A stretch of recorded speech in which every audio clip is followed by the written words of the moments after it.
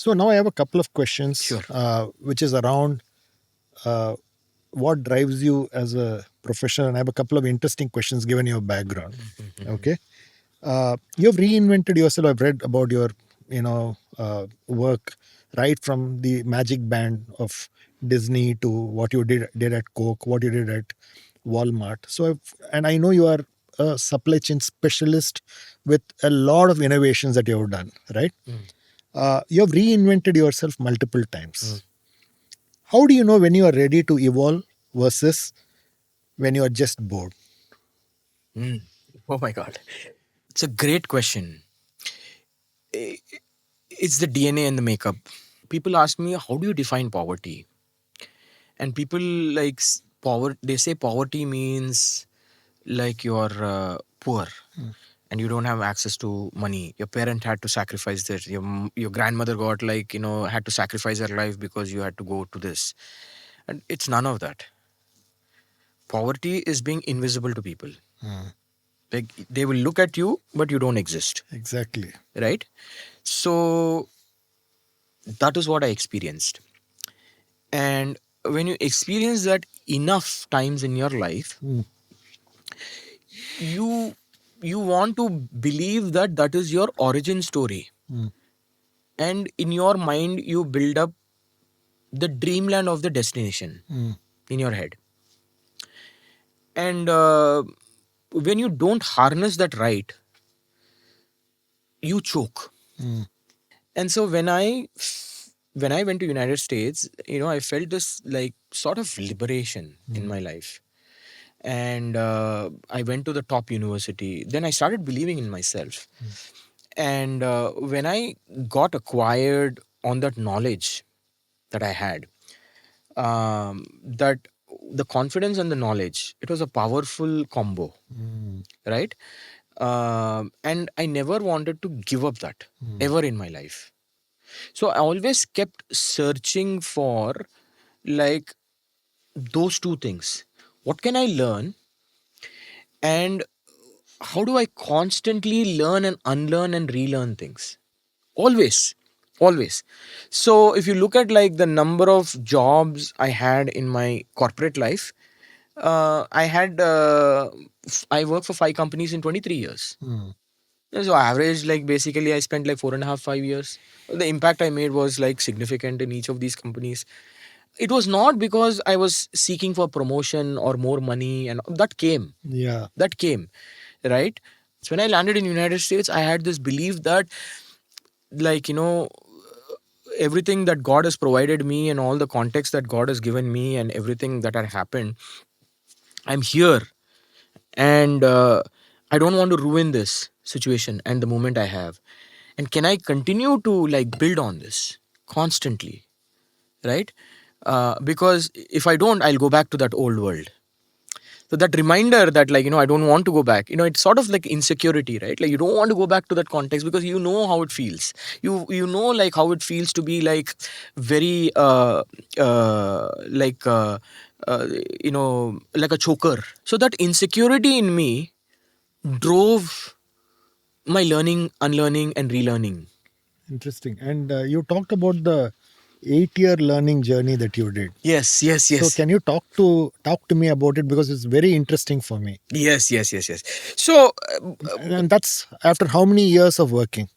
I started working in 2003 officially, right? So, very glad that you brought up that story. And there are only three people in my life that I would credit my success to. Okay, first is my wife. Incredible strength, incredible strength. Like you cannot do jack shit if your wife is not supportive. Absolutely. Right? And people think like being married to someone is basically like becoming risk averse. I say it is the opposite.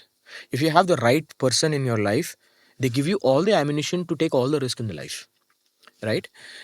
So that's number one. The second person is my brother. A brilliant guy. I can have a conversation about highs and lows of life, and what it means and other things. And he would help me just navigate it all. Like he would have techniques for everything. Like like if you're down, do this. If you have time, do that. Like everything, right? So my brother, eldest brother, is the second one, and the third one is Dr. Richard Muther. It is not a university. In 2003 and 4, when I started working for Coke, we were trying to figure out. At that time, new planning systems came about. The whole network strategy was a very emergent field. Till then, everyone was planning, forecasting, like supply and demand.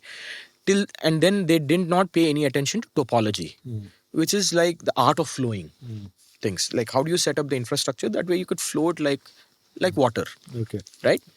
So so I start doing this, and we put like an AIX machine at that time with like 6 parallel processors, so we could run like 6 different scenarios for Coke. And it was about sourcing the product, where to make it, how to make it, how much to make, and that has to be so precise because budgets rely on that. And so whatever I did had consequences. Okay, because some plant manager, his job is dependent on the fact that that fellow's budget is that.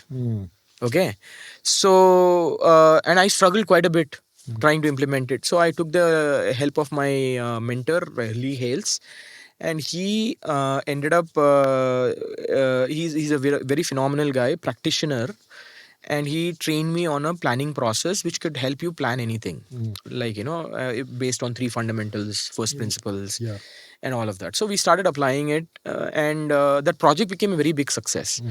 And in fact, Manageristics, I was a poster child of Manageristics. And they would take me to talk to every customer because of the success we had. And I was drinking the Kool-Aid, like like being the kind of like the glittery boy, like on the you like when you're a kid, like You are in every summit. yeah, And like people. yeah. And I was enjoying and rejoicing, like imagine, right? Like someone who never, like you were invisible and all of a sudden you become visible. Oh wow, like this is so like gratifying, in life. So anyway, so I decided to do something. I said, like the struggles I went through, I don't want any other kid to go through that. So I started writing a book along with Lee. And we finished the book, and that was the 50th year of like Richard Muther and Associates. And Dr. Richard Muther is the founding father of industrial engineering. Okay. Okay, so he's the guy who actually trained the People's Republic of China when it opened up to the world on how to set up industrial facilities, which is still used today. Okay.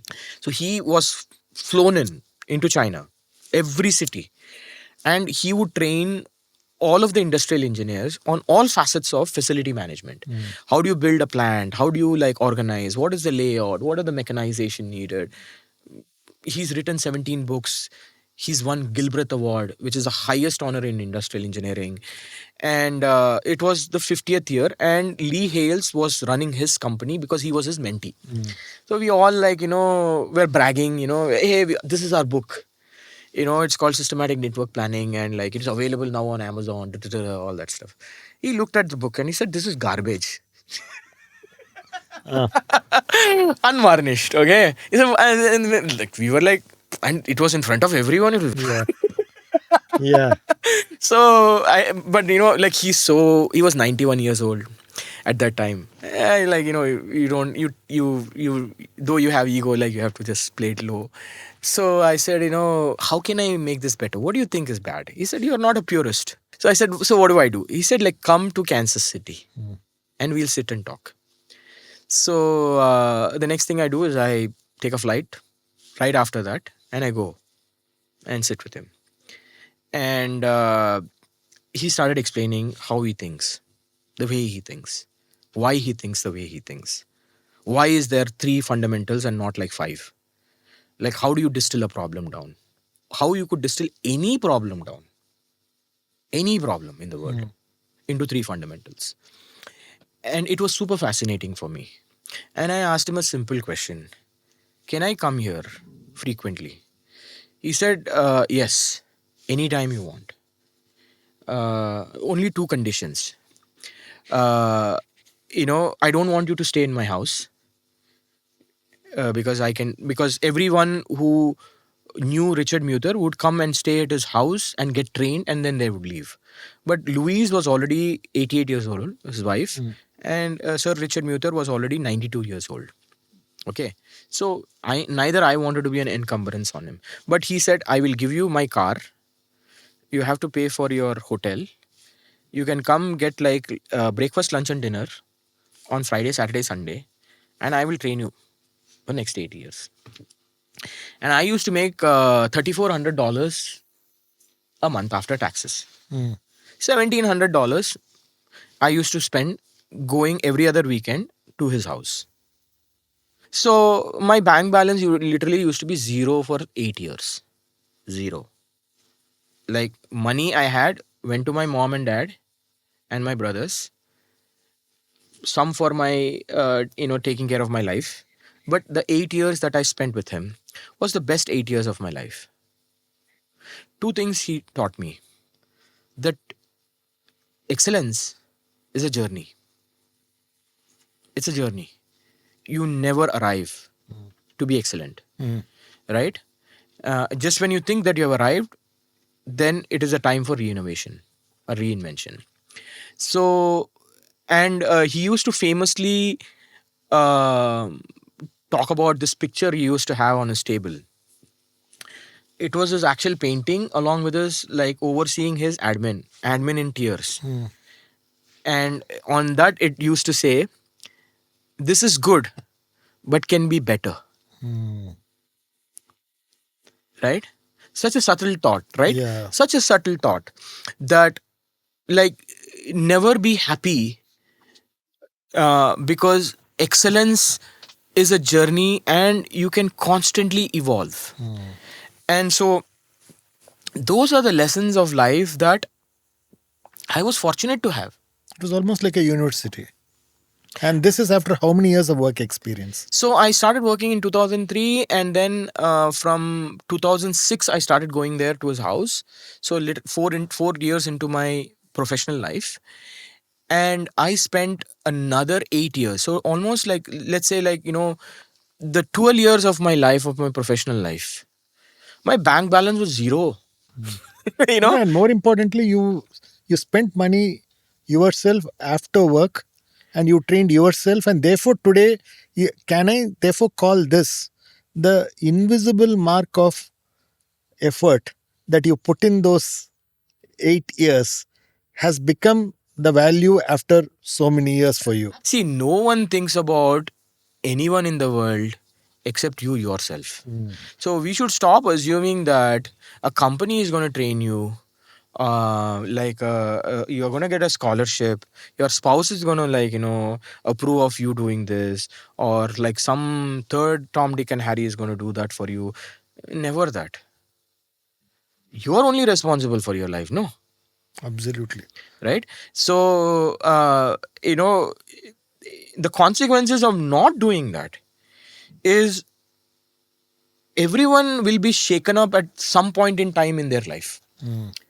And that is not the time you realize that you need to invest in yourself. That's too late. It's too late. Yeah. You don't wake up at the age 60 to say, I want to have like savings now. You have to start like saving at the age 20. Only then you can save, when you can have like a good life at age 60.